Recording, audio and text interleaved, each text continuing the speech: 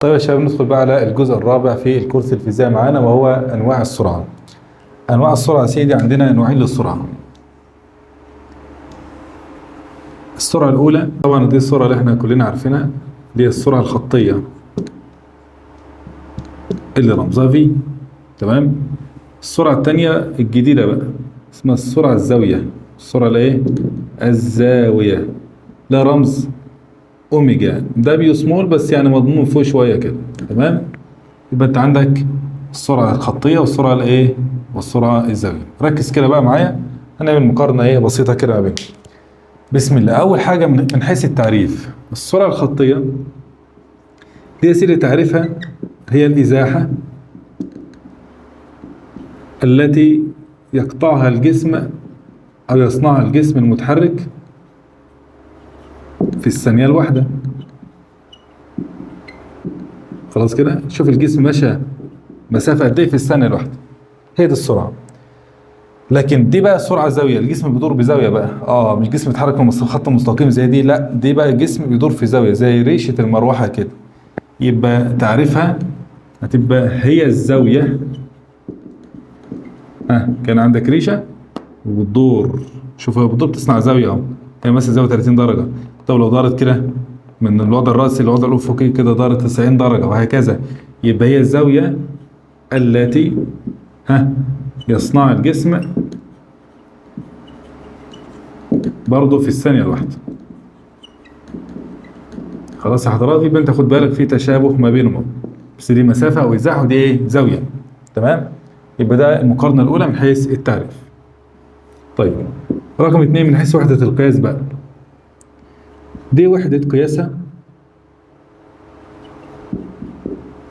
طبعا متر على الثانيه. اما السرعه الزاويه وحده قياسها راديان على الثانيه. خلاص يا حضرات، راديان على مين؟ راديان على الثانيه. زاويه بالراديان بقى، تقدير الدري اللي هو الوحده الدوليه للزاويه هي من الراديان، مش الدجري، مش الدرجه. طيب، رقم 3 زي مين كده؟ زي سرعة السيارة. ماشي. هنا زي مين؟ زي سرعة المروحة. خلاص. لو ركزت مع ريشة واحدة من ريش المروحة هتلاقي دارت زاوية معينة خلال زمن معين. تمام يا حضرات؟ دارت زاوية معينة خلال ايه؟ زمن معين. يبقى السرعة الخطية زي سرعة السيارة.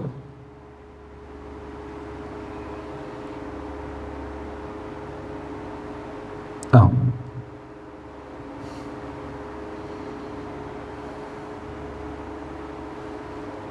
وهنا ريشة المروحة بقى.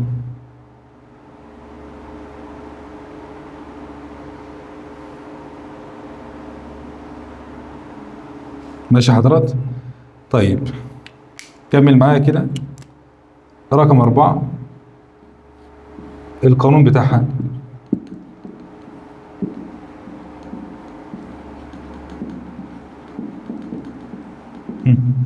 هنا السرعة في السرعة الخطية بتساوي ايه؟ دلتا دي على دلتا تي، الإزاحة على الزمن، كلنا عارفينه. هنا بقى السرعة الزاوية أوميجا بقى. الرمز ده يا ولاد ينطق أوميجا أهو، كتبت لك بالعربي. بيساوي ايه بقى؟ دلتا مين؟ دلتا سيتا، بس خد بالك سيتا بالراديان على دلتا مين؟ على دلتا تي. طيب لو السيتا يا استاذ دي كانت بالديجري، اضربها في باي على 180، اضربها في ايه؟ باي على 180. انا علمتك بقى تحول من التقدير الستيني للدائري ازاي، اضرب في باي على 180 على طول. تمام. طيب تعالى بقى نشوف شويه مفاهيم خاصه بالسرعه الزاويه. بص يا سيدي، احنا لو عندنا جسم يتحرك في مسار دائري او يدور في دايره، ركز كده. لو عندنا جسم يتحرك في مسار دائري، تمام، او نقدر نقول ايه؟ او يدور في دايره، زي مين؟ زي ريشه المروحه، مثل ريشه الايه؟ المروحه. انت عندك مثلا عندنا مسار دائري صغير اهو، تمام، وفي جسم هنا كده. بيدور مثلا في هذا الاتجاه. طيب وطبعا المسار ده ليه نص قطر، هي المسافة دي كده هنسميها طبعا ارسمول. عندنا شوية مفاهيم بعض المصطلحات كده خد بالك معايا. أول حاجة إن الدورة الكاملة، لو الجسم ده دار دورة كاملة يبقى كده دار كام درجة؟ 360 درجة. طيب مسافة الدورة الكاملة، مسافة الدورة الكاملة هياها بتساوي المحيط الدائري. خلاص؟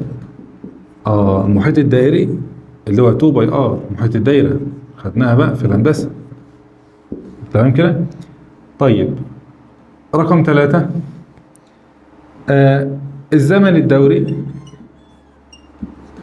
الجسم ده لما يدور دوره كامله كده مش هيستغرق زمن معين. الزمن ده اسمه الزمن الدوري، اللي هو زمن دوره واحده، من اسمه زمن دوري، زمن دوره واحده. يبقى الزمن الدوري هو الزمن الذي يستغرقه الجسم لعمل دوره كامله. هو الزمن الذي يستغرقه الجسم لعمل ايه؟ دوره كامله واحده، دوره واحده بس. طيب رقم 4 في مصطلح التردد بقى. التردد هو رمزه اف. طبعا الزمن الدوري رمزه تي كابيتال. يلا بلا بسم الله. التردد هو عدد الدورات اللي بيصنعها الجسم في الثانية الواحدة. يعني لو الجسم في الثانية الواحدة دار 5 دورات يبقى التردد ب5، طبعا وحدة قياسه الهرتز. لو الجسم في الثانية الواحدة بيدور 10 دورات يبقى التردد بكام؟ ب10 بس. يبقى انت عندك هنا التردد هو نفسه عدد الدورات اللي بيصنعها الجسم في ايه؟ في الثانية الواحدة. في الثانية الواحدة عمل كم دورة؟ عدد الدورات ده هو نفسه التردد. يبقى التردد هو عدد الدورات التي يصنعها أو يحدثها الجسم في الثانية الإيه؟ في الثانية الواحدة. ماشي حضرتك؟ وطبعا القوانين بتاعت الزمن الدوري والتردد، الزمن الدوري مقلوب التردد والتردد مقلوب الزمن الدوري وحاصل ضربهم بواحد صحيح. انت عندك بص كده، الزمن الدوري تي كابيتال بيساوي تي سمول على ان. تمام؟ والتردد اف بيساوي العكس بقى، ان على تي سمول، ما هو عدد دورات على الزمن. وبالتالي انت عندك كده ان التي كابيتال بيساوي 1 على اف، والاف بتساوي 1 على تي كابيتال، كل واحد كده مقلوب التاني، وبالتالي حاصل ضربهم الاثنين بكام؟ بواحد. تي كابيتال في الاف تردد في الزمن الدوري بيساوي الواحد الصحيح. تمام يا حضرات؟ طيب تعالى بقى نشوف قوانين السرعة الزاوية بقى، أهم جزئية، ركز كده معايا. بسم الله. قوانين السرعة الزاوية يا سيدي هم 5 قوانين، هكتبهم بعدين نفسرهم مع بعض. أول قانون الأوميجا بتساوي، لسه قايلين من شوية مين على مين؟ سيتا على تي. بس خد بالك إن السيتا دي لازم تبقى بالإيه؟ بالوحدة الدولية وهي الراديان. تمام؟ عشان تبقى كده الوحدة راديان الثانية. ماشي.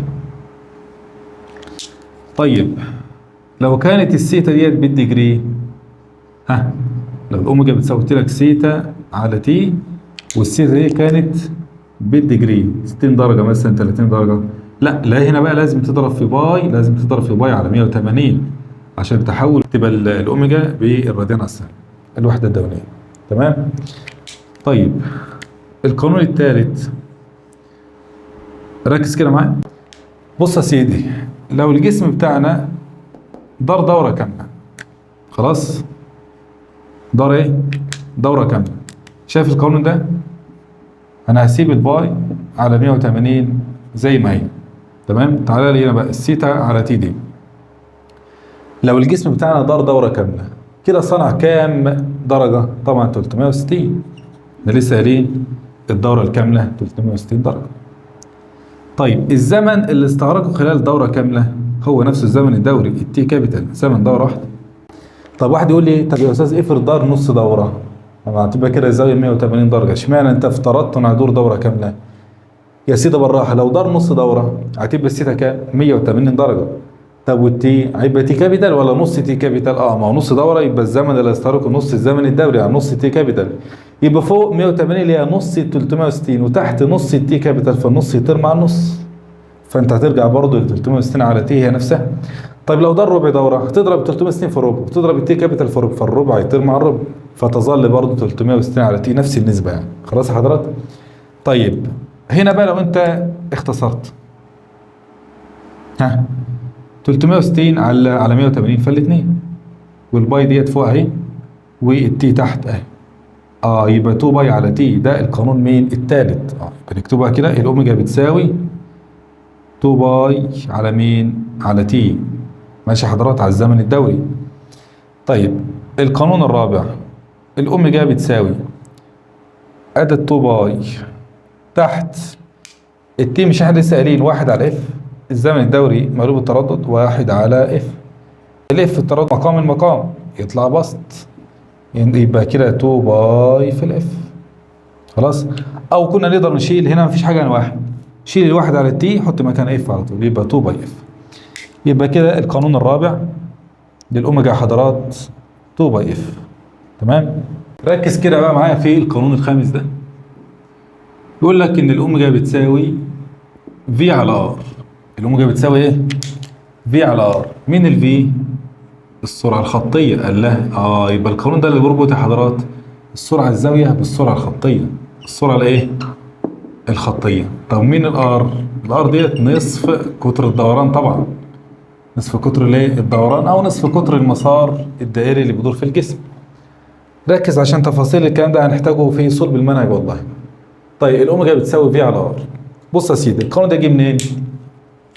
بسم الله. هي مش الاوميجا بتساوي 2 باي على تي كابيتال؟ هنستنتج ده من ده. ازاي؟ بص انا عندي مسار دائري اهو، خلاص، وفي جسم هنا اهو بيدور في المسار الدائري ده. طيب نص قطر المسار الدائري ده المسافه ديت كده ار. تمام؟ السرعه الخطيه اللي بيدور بها الجسم سرعته عند لحظه معينه، مش هي نفسها طبعا السرعه بتساوي المسافه اكس على الزمن تي، مسافه على ايه؟ على الزمن. طب كده في بتساوي، ركز، التي لو الجسم دار دوره كامله يبقى الزمن بتاعنا هو الزمن دوري. طيب المسافه، مسافه الدوره الكامله هي المحيط يا شباب 2 باي ار. خلاص كده؟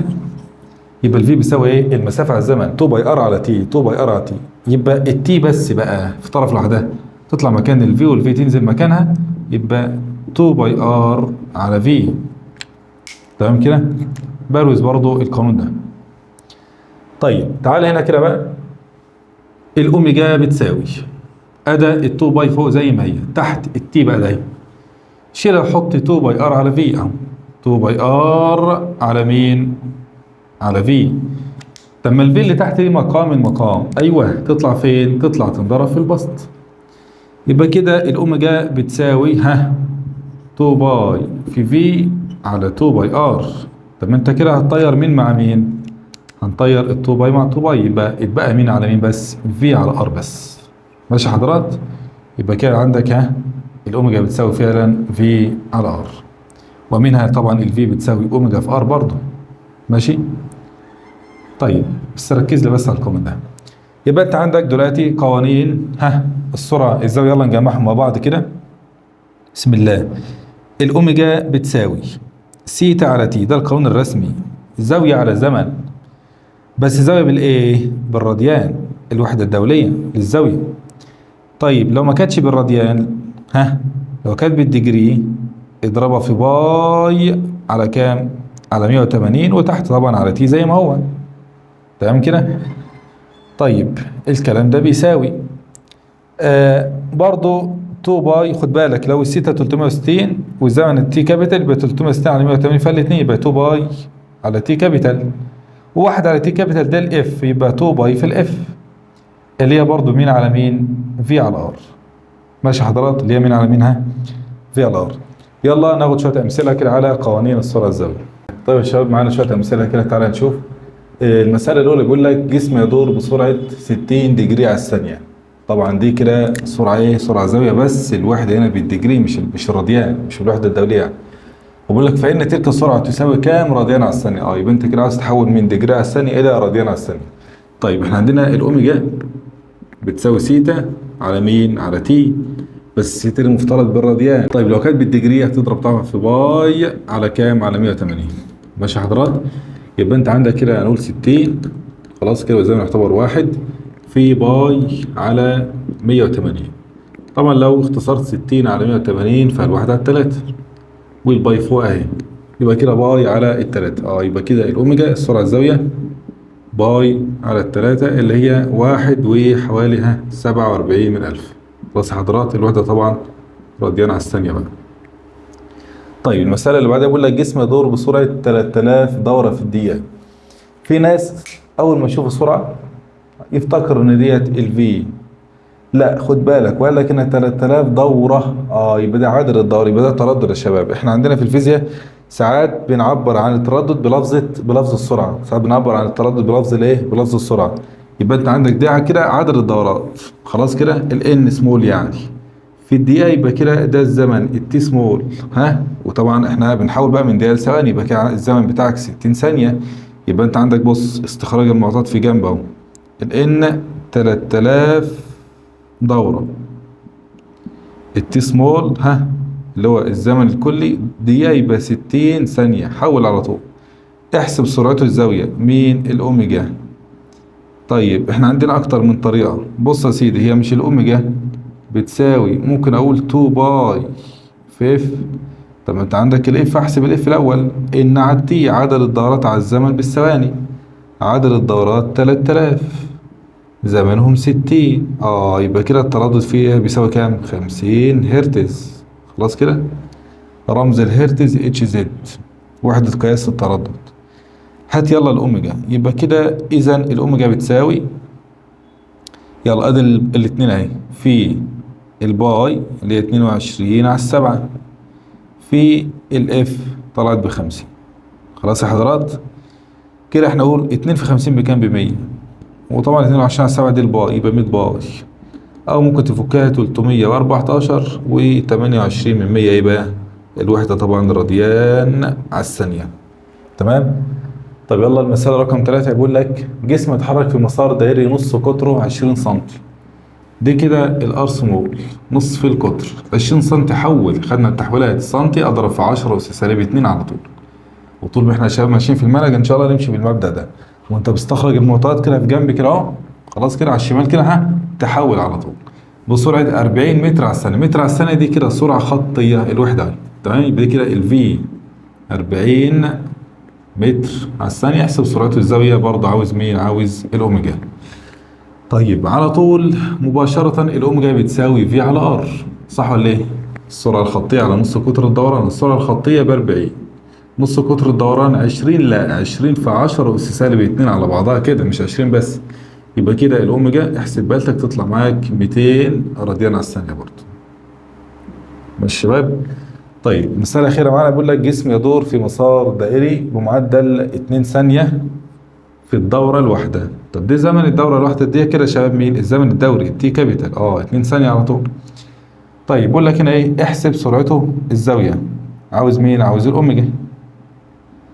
طب يلا حضرات، احنا واخدين الأوميجا بتساوي 2 باي على تي كابيتال، يعني 2 والباي 22 على السبعة، والتي كابيتال ب2. طب انا ممكن اطير الاتنين اللي فوق مع الاتنين اللي تحت، مش كده ولا ايه؟